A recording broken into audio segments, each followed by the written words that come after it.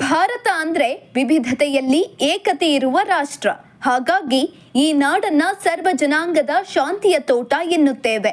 ಅದಕ್ಕೆ ಉದಾಹರಣೆ ಎಂಬಂತೆ ಬೊಂಬೆ ನಗರಿ ಚನ್ನಪಟ್ಟಣದಲ್ಲಿ ಮುಸ್ಲಿಂ ಮುಖಂಡರೊಬ್ಬರು ಕೋಟ್ಯಾಂತರ ರೂಪಾಯಿ ಖರ್ಚು ಮಾಡಿ ಹಿಂದೂ ದೇವಾಲಯವನ್ನ ನಿರ್ಮಿಸುವ ಮೂಲಕ ಗಮನ ಸೆಳೆದಿದ್ದಾರೆ. ಹೌದು, ತಾಲೂಕಿನ ಮಂಗಳವಾರ ಪೇಟೆಯಲ್ಲಿ ಬಸವನಗುಡಿ ಶ್ರೀ ಬಸವೇಶ್ವರ ಸ್ವಾಮಿ ದೇವಸ್ಥಾನ ಕಟ್ಟಿದ್ದಾರೆ. ಈ ದೇಗುಲವನ್ನ ಸಂಪೂರ್ಣವಾಗಿ ಕಲ್ಲಿನಿಂದಲೇ ನಿರ್ಮಾಣ ಮಾಡಿರುವುದು ವಿಶೇಷವಾಗಿದೆ. ಈ ಗ್ರಾಮದವರೇ ಆದ ಕೆಂಪಮ್ಮ ಹಾಗೂ ಮೋಟೇಗೌಡರು ನೀಡಿದ ಜಾಗದಲ್ಲಿ ಕೋಟ್ಯಾಂತರ ರೂಪಾಯಿ ಖರ್ಚು ಮಾಡಿ ಕಲ್ಲಿನಿಂದಲೇ ಶಾಶ್ವತವಾಗಿ ಮುಂದಿನ ಪೀಳಿಗೆಯವರಿಗೂ ಉಳಿಯುವಂತೆ ಕಲ್ಲಿನ ಗುಡಿ ನಿರ್ಮಾಣವಾಗಿದೆ. ಇದರ ಸಂಪೂರ್ಣ ವೆಚ್ಚ ಭರಿಸಿದ್ದು ಮುಸ್ಲಿಂ ಧರ್ಮದವರಾದ ಸೈಯದ್ ಸಾಖಾಫ್ ಮುಸ್ಲಿಂ ಧರ್ಮದವರಾಗಿದ್ದರೂ ಅನ್ಯ ಧರ್ಮೀಯರ ಭಾವನೆಗಳನ್ನ, ನಂಬಿಕೆಗಳನ್ನ ಗೌರವಿಸಿಕೊಂಡು ಬಂದವರು. ಹಿಂದೂ ಮುಸ್ಲಿಂ ಭಾವೈಕ್ಯತೆಗೆ ಸೇತುವೆಯಾದ ಇವರನ್ನ ಗ್ರಾಮಸ್ಥರು ಬೆಳ್ಳಿ ಕಿರೀಟ ನೀಡಿ ಗೌರವಿಸಿದ್ದಾರೆ.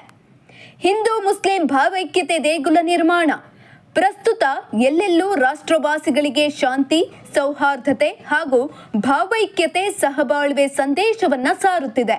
ಅದರಲ್ಲೂ ಹಿಂದೂ ಮುಸ್ಲಿಂ ಭಾವೈಕ್ಯತೆರಾಗಬೇಕೆಂಬ ಸಂದೇಶ ಎಲ್ಲೆಡೆ ಇದ್ದೇ ಇರುತ್ತದೆ. ಇದಕ್ಕೆ ಪ್ರತ್ಯಕ್ಷ ಸಾಕ್ಷಿ ಈ ಗ್ರಾಮದ ಮುಸ್ಲಿಂ ಬಾಂಧವರೇ ಕೋಟ್ಯಾಂತರ ರೂಪಾಯಿ ಖರ್ಚು ಮಾಡಿ ಹಿಂದೂ ದೇವರಾದ ಬಸವೇಶ್ವರ ದೇಗುಲವನ್ನ ಕಟ್ಟುವ ಮೂಲಕ ಹಿಂದೂ ಮುಸ್ಲಿಂ ಭಾವೈಕ್ಯತೆಯ ಪ್ರತೀಕವಾಗಿದ್ದಾರೆ. ಪೂಜೆ ಮಾಡಿದ್ರೆ ಇಷ್ಟಾರ್ಥ ಸಿದ್ಧಿ. ದಶಕಗಳ ಹಿಂದಿನ ಇತಿಹಾಸ ಈ ದೇವಸ್ಥಾನಕ್ಕೆ ಇದೆ. ಈ ದೇಗುಲದ ದೇವರ ವಿಶೇಷ ಏನಪ್ಪಾ ಅಂದ್ರೆ, ಯಾವುದೇ ಕಾಯಿಲೆ ಬಂದರೂ ಇಲ್ಲಿಗೆ ಬಂದ್ರೆ ಕಾಯಿಲೆ ವಾಸಿಯಾಗುತ್ತದೆ ಎಂಬ ಅಚಲ ನಂಬಿಕೆ ಇದೆ. ಆದ್ದರಿಂದಲೇ ಹೆಚ್ಚಿನ ಭಕ್ತರು ಇಲ್ಲಿಗೆ ಆಗಮಿಸಿ ತಮ್ಮ ಇಷ್ಟಾರ್ಥ ಬೇಡಿಕೆಯನ್ನ ಈಡೇರಿಸಿಕೊಳ್ಳುತ್ತಾರೆಂಬ ಇಲ್ಲಿಯ ಸ್ಥಳೀಯರು ಹೇಳುತ್ತಾರೆ. ಹಾಗೆಯೇ ಸುಸಜ್ಜಿತ ಕಲ್ಲಿನಿಂದಲೇ ಬಸವೇಶ್ವರ ದೇಗುಲ ನಿರ್ಮಾಣ ಮಾಡಲಾಗಿದೆ. ಇತಿಹಾಸ ಬರೆಯಲು ಮುನ್ನುಡಿಯಾದ ಬೊಂಬೆ ನಗರಿ ಚನ್ನಪಟ್ಟಣ ಹಿಂದೂ ಮುಸ್ಲಿಂ ಭಾವೈಕ್ಯತೆ ಕ್ಷೇತ್ರವಾಗುತ್ತಿದೆ. ಕೋಮು ಸೌಹಾರ್ದ ಕಾಪಾಡುವ ನಿಟ್ಟಿನಲ್ಲಿ ಮುಸ್ಲಿಂ ಮುಖಂಡರಾದ ಸೈಯದ್ ಸಾಖಾಫ್ ರವರು ತಾಲೂಕಿನಲ್ಲಿ 2 ಹಿಂದೂ ದೇವಾಲಯ ನಿರ್ಮಾಣ ಮಾಡಿ ಮಾದರಿಯಾಗಿದ್ದಾರೆ. 1 ರೂಪಾಯಿ ಖರ್ಚು ಮಾಡಲು ಹಿಂದೆ ಮುಂದೆ ನೋಡುವ ಜನರ ಮಧ್ಯೆ ತಮ್ಮ ಕೋಟ್ಯಾಂತರ ರೂಪಾಯಿ ಹಣ ಖರ್ಚು ಮಾಡಿ ಹಿಂದೂ ದೇವಾಲಯ ಕಟ್ಟುವ ಮೂಲಕ ಇತರರಿಗೆ ಮಾದರಿಯಾಗಿದ್ದಾರೆ. ಒಟ್ಟಾರೆ ಭಾವೈಕ್ಯತೆ ಸಂದೇಶ ಸಾರುವ ಇಂತಹ ದೇವಾಲಯಗಳ ನಿರ್ಮಾಣದಿಂದ ಗ್ರಾಮದಲ್ಲಿ ಧರ್ಮ ಭೇದವಿಲ್ಲ, ಸಹಬಾಳ್ವೆ ನಡುವಿಸುವಂತಾಗಿದೆ. ಇದು ಚನ್ನಪಟ್ಟಣಕ್ಕೆ ಮಾತ್ರ ಸೀಮಿತವಾಗದೆ ಎಲ್ಲೆಡೆ ಇಂತಹ ಕಾರ್ಯಗಳಾಗಲಿ. ಹಿಂದೂ ಮುಸ್ಲಿಂ ಕ್ರೈಸ್ತರಿಗೆಲ್ಲರಿಗೊಂದೇ ಭಾರತ ಮಂದಿರ ಎಂಬಂತೆ ಸೌಹಾರ್ದ ಬದುಕು ಎಲ್ಲರದಾಗಲಿ ಎಂಬುದೇ ನಮ್ಮ ಆಶಯ. ಏನಂದರೆ ನಮಗೆ ಚೆನ್ನಾಗಿರ್ತೀವಿ, ನಮ್ಮ ಮಕ್ಕಳೆಲ್ಲ ಚೆನ್ನಾಗಿರ್ತಾರೆ, ನಮ್ಮ ಕುಟುಂಬ ಚೆನ್ನಾಗಿ ಬಾಳ್ತದೆ. ಒಳ್ಳೆ ಕೆಲಸ ಮಾಡಿದ್ರೆ ಶಿವ ಎಲ್ಲ ಇವರು ಎಲ್ಲ ನಮಗೆ ಪೂಜೆ ಮಾಡುವಾಗ ಎಲ್ಲ ಚೆನ್ನಾಗಿರಲಿ ಅಂತ ಶಿವಂತು ಪ್ರಾರ್ಥನೆ ಮಾಡ್ತಾರೆ. ನಾವು ಮಸೀದಿ ಕಟ್ಟಿದ್ವಿ, ನಮ್ಮ ಜನನೂ ನಮಾಜಿ ಒಳಗೆ ಪ್ರಾರ್ಥನೆ ಮಾಡ್ತಾರೆ. ಅಷ್ಟೇ ಬೇಕಿಲ್ವಾ? ಒಗ್ಗಟ್ಟಾಗಿ ಅಣ್ಣ ತಮ್ಮದಿರು ಹಾಗೆ ಎಲ್ಲ ಬಾಳ್ತಾರೆ. ಅಷ್ಟೇ ಬೇಕಾಗಿರೋದು, ನಮಗೆ ಏನು ಬೇಕಿಲ್ಲ. ನಮ್ಮ ಮಕ್ಕಳೆಲ್ಲ ಚೆನ್ನಾಗಿರಬೇಕು, ನಾವು ಎಲ್ಲ ಚೆನ್ನಾಗಿ ಬದುಕಬೇಕು, ಚನ್ನಪಟ್ಟಣ ಎಲ್ಲ ಚೆನ್ನಾಗಿ ಇರಬೇಕು. ಎಲ್ಲ ಯಾರಿಗೂ ಕೈಲೇ ಇರಬಾರ್ದು. ನಮ್ಮ ಚನ್ನಪಟ್ಟಣ ಒಳಗೆ ಎಲ್ಲ ಅಣ್ಣ ತಮ್ಮದಿರು ಹಿಂಗೆ ಬಾಳಬೇಕು. ನಮ್ಮ ಕರ್ನಾಟಕ ಏನು ಹೇಳಿ, ಹಿಂದೂ ಮುಸ್ಲಿಮ್ಸ್ ಎಲ್ಲ ಬೇಕು, ಇಲ್ಲಾಂದರೆ ನಡೆಯಲ್ಲ ಕೆಲಸ. ಅರ್ಥ ಆಯ್ತಾ? ಎಲ್ಲ ಹಿಂದೂ ಮುಸ್ಲಿಂ ಅಣ್ಣ ತಮ್ಮದಿರು ಹಂಗೆ ಇದ್ರೇ ನಡೆಯೋದು. ಯಾರು ಒಬ್ಬರು ಮುಸ್ಲಿಮ್ಸ್ ಇದ್ದರೆ ನಡೆಯಲ್ಲ, ಹಿಂದೂಸ್ ಇದ್ದರೆ ನಡೆಯಲ್ಲ. ಎಲ್ಲ ಒಗಟಾಗಿ ಅಣ್ಣ ತಮ್ಮದಿರು ಇದ್ರೇ ನಡೆಯೋದು. ಅಣ್ಣ ತಮ್ಮದಿರು ಇದ್ರೇ ನಮ್ಮ ದೇಶ ಮುಂದೆ ಹೋಗೋದು. ನಮ್ಮ ದೇಶ ನಮ್ಮ ಪ್ರಪಂಚಕ್ಕೆ ದೊಡ್ಡದು ಆಗೋದು, ನಮ್ಮ ದೇಶದ ಹೆಸರು ದೊಡ್ಡದು ಆಗೋದು. ಒಂದಾಗಿ ಇದ್ದರೆ, ಒಂದಾಗಿ ಇಲ್ಲ ಅಂದರೆ ಜಗಳ ಮಾಡಿಕೊಂಡು ಸತ್ತೋಗಿದ್ರೆ ನಮ್ಮ ಇಂಡಿಯಾ ಇರೋದಿಲ್ಲ. ಇವರೇ ನಮ್ಮ ಇಂಡಿಯಾಕ್ಕೆ ನಾವು ಗೌರವ ಕೊಡಬೇಕು. ಇಂಡಿಯಾಕ್ಕೆ ಪ್ರಪಂಚದೊಳಗೆ ಅಮೇರಿಕಾಯಿಂದ ಮೇಲ್ ಬರಬೇಕು.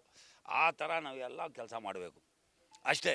ನಮ್ಮ ಪ್ರಾಣನೂ ನಮ್ಮ ಇಂಡಿಯಾಗೆ ಕೊಡಬೇಕು ಅಷ್ಟೇ. ಗ್ರಾಮಕ್ಕೆ ಹೆಮ್ಮೆ ಹೇಳಬೇಕು ಅಂದರೆ ನಮ್ಮ ಚನ್ನಪಟ್ಟಣಕ್ಕೆ ಇಂಥ ವ್ಯಕ್ತಿ ಇರೋದು ನಮ್ಮ ದೇಶದಲ್ಲಿ ಒಂದು ಹೆಮ್ಮೆ ತರುವಂಥ ವಿಚಾರ.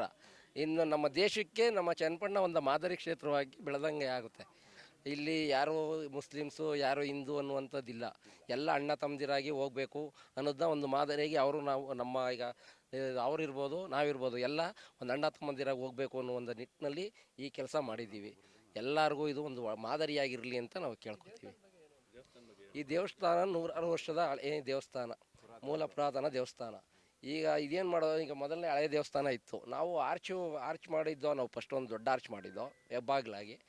ಅದನ್ನು ಒಂದು ಹೆಬ್ಬಾಗ್ಲಿಗೆ ತಕ್ಕನಾಗೆ ನಮಗೆ ದೇವಸ್ಥಾನ ಇರಲಿಲ್ಲ. ದೇವಸ್ಥಾನ ಏನು ಮಾಡೋದು, ಸಾಹೇಬರು ನಮಗೆ ದೇವಸ್ಥಾನ ಕಟ್ಟಿಸ್ಕೊಡ್ತೀನಿ, ನೀವು ಏನಾರ ಒಪ್ಪಿಗೆ ಕೊಟ್ರಿ ಅಂತ ಅಂದರು. ನಾವು ಊರಿನ ಜನಗಳನ್ನೆಲ್ಲ ಕರೆಸಿ ನಿಮ್ಮ ಒಪ್ಪಿಗೆ ಹೇಳ್ರಪ್ಪ, ಹಿಂಗೆ ಕಟ್ಟಿಸ್ಕೊಡ್ತಾರೆ, ನಿಮ್ಮ ಒಪ್ಪಿಗೆ ಇದ್ದರೆ ಬರ್ತಾರೆ ಅಂತ ನಾವು ಕೇಳಿದೋ.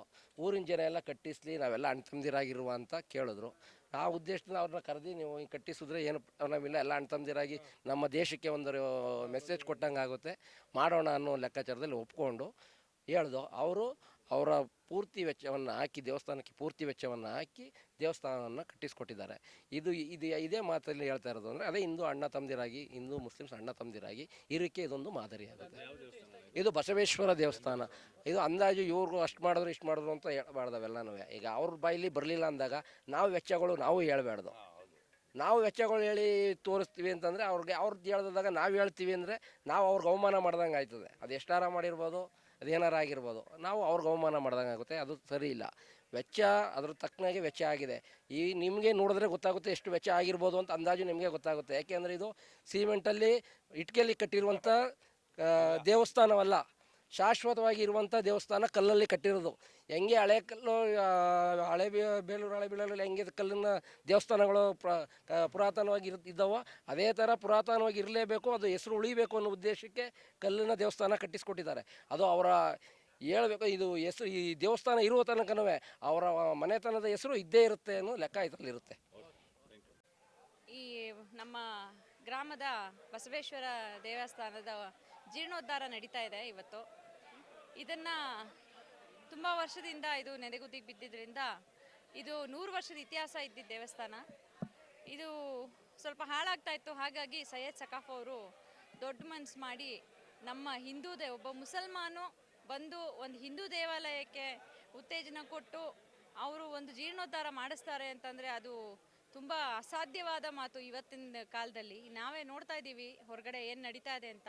ಎಲ್ಲ ವಕ್ಫ್ ಬೋರ್ಡಿಂದ ಎಲ್ಲ ಹಿಂದೂ ಭೂಮಿಗಳನ್ನೆಲ್ಲನೂ ಅಕ್ವೈರ್ ಮಾಡ್ಕೋತಾ ಇರೋಂಥ ಕಾಲದಲ್ಲಿ ಇವರು ಅವ್ರದ್ದೆಲ್ಲ ವಿರುದ್ಧವಾಗಿ ಇವತ್ತು ಒಂದು ಮಾನವೀಯತೆ ಮೆರೆದಿದ್ದಾರೆ. ಇಲ್ಲಿ ನಮ್ಮ ದೇವಾಲಯ ಏನಿದೆ ಒಂದು 3 ಕೋಟಿ ಖರ್ಚಲ್ಲಿ ನಿರ್ಮಾಣ ಆಗಿದೆ. ಇವಾಗ 3 ದಿವಸದಿಂದ ಸತತವಾಗಿ ಹೋಮ ಯಜ್ಞ ಯಾಗಗಳೆಲ್ಲ ನಡೀತಾ ಇದೆ.